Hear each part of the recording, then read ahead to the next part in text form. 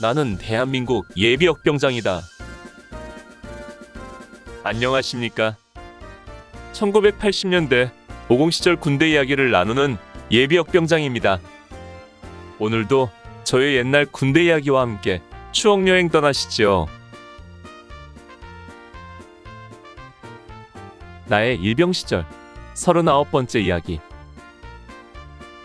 6번 교육사열 160km 대행군. 9. 고개 또 고개. 1981년 6월 18일 목요일 오전 9시 강원도 인제군 상남면 김부리 마을 앞에서 아침 식사를 마치고 우리는 다시 출발 준비를 했습니다. 주간 이동을 위해 주변의 나무와 풀들을 꺾고 철모와 군장의 주간 이장을 한 다음 이내 행군을 시작했습니다. 행군 대열은 계속 3소대를 천병으로 하고 1소대를 예비대로 운용했기에 우리 분대는 행렬의 후미에서 따라갔습니다. 그래도 주간 행군이고 측정관들이 따라붙기 때문에 어젯밤처럼 뒤처지지 않고 주간 행군 대열을 유지했습니다. 신남을 지나 산길로 접어들 때 홍천 108km라고 되어 있던 도로 표지판이 홍천 86km로 줄어 있었습니다. 어론리에서 22km를 행군에 들어온 것입니다. 김부리는 산골마을 치고는 꽤 큰 마을로 초등학교도 하나 있었고 마을 주변은 산 밑으로 옥수수밭이 넓게 펼쳐져 있었습니다. 마을 이름에 무슨 의미가 있는 듯하여 나중에 알아보니까 이곳은 신라 마지막 임금인 경순왕과 그의 아들 마이태자의 전설이 있는 마을이었습니다. 즉 고려에 항복한 경순왕에 반대하여 그의 아들 마이태자가 이곳에 와서 고려에 항거다가 죽었는데 그의 아버지 경순왕의 이름인 김부를 따서 마을 이름이 되었다는 것입니다. 이 같은 전설이 있는 이곳은 현재 과학화훈련장이 들어가서 마을도 없어지고 출입도 통제되는 것으로 알고 있습니다. 우리가 행군하는 길에는 학교에 등교하는 초등학생들과 밭으로 일하러 가는 농부들이 오가고 있었고 그들은 절룩거리며 걸어가는 우리들을 안타까운 눈으로 바라보았습니다. 우리가 밤새워 양구에서 걸어왔다고 하니까 다들 놀라는 눈빛이었습니다. 우리는 그들과 농담도 하고 초등학생들에게는 건빵도 주고 껌도 나눠주면서 이틀째 아침 행군을 시작했습니다. 아침밥을 먹어 배도 든든하고 싱그러운 6월의 아침 공기가 청량하여 우리는 기분 좋게 걸었습니다. 그 무엇보다도 사람들의 모습을 보고 이야기를 나눌 수 있다는 것이 좋았습니다. 마을을 벗어난 산중턱 옥수수밭에는 김머리의 처녀가 어머니와 함께 김을 메고 있었습니다. 이른 아침부터 어머니를 도와 밭에서 풀을 메고 있는 처자의 모습이 왠지 아름답게 보였습니다.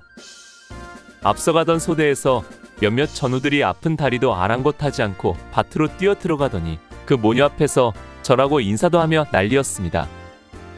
아마 장모님, 여보당신하면서 군인들만이 할 수 있는 농담을 건네고 있을 것입니다.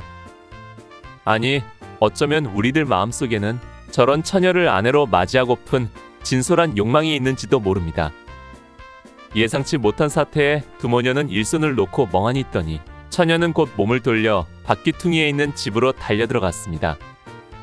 우리들은 그 모습을 보면서 우리들 처지도 잊은 채 웃었습니다. 다시 고갯길이 시작되었습니다. 강원도 길이란 것이 계속 오르막과 내리막이 반복될 뿐 평지길은 거의 없었습니다.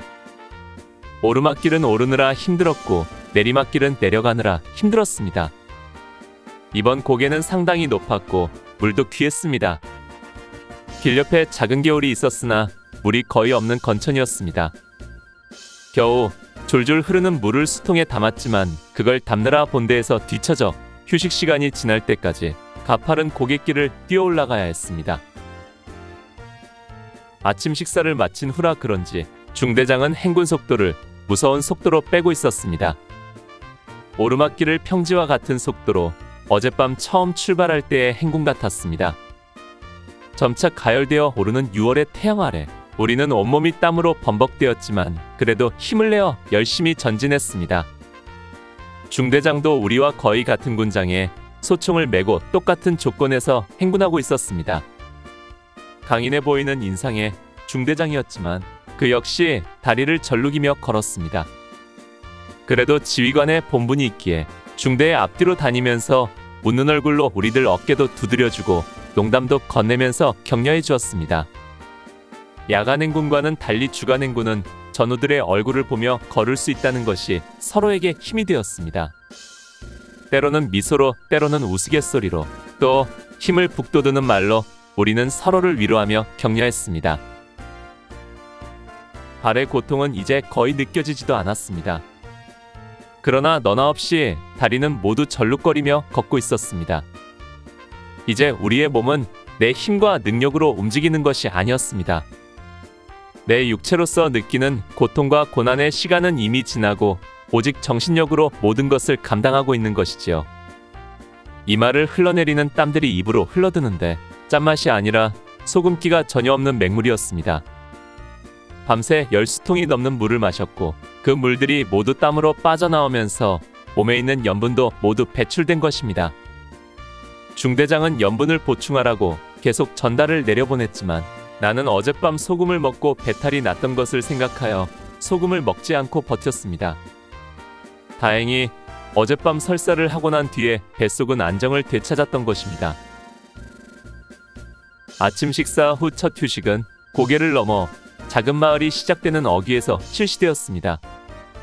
휴식하는 바로 앞에 금방이라도 쓰러질 것 같은 작은 농가가 한 채 있었는데 그 옆에 우물이 있어 물을 뜨러 갔습니다. 손바닥만한 작은 우물에 수십 명이 몰려 물을 뜨려니 물은 금방 더러워졌습니다. 야간에는 어두워서 물이 더러운지 깨끗한지 알 수 없어 그대로 마셨지만 환한 대낮인지라 물이 더러운 것이 환히 보이는데 그대로 마실 수는 없었습니다. 마침 어제 출발할 때 나눠준 정수약이 있어서 수통에 넣고 흔들어서 정수를 시켰습니다. 그러나 그것은 물을 깨끗하게 해주는 것이 아니라 소독을 해주는 약이었습니다. 정수제를 넣은 물은 소독약 냄새가 강하게 나는 수돗물 같아서 입맛에 맞지 않았지만 타들어가는 갈증 때문에 어쩔 수 없이 마셔야 했습니다. 오늘 추억여행에 함께 해주셔서 감사합니다. 다음 이야기를 기대해 주시고 구독과 좋아요 부탁드립니다. 당백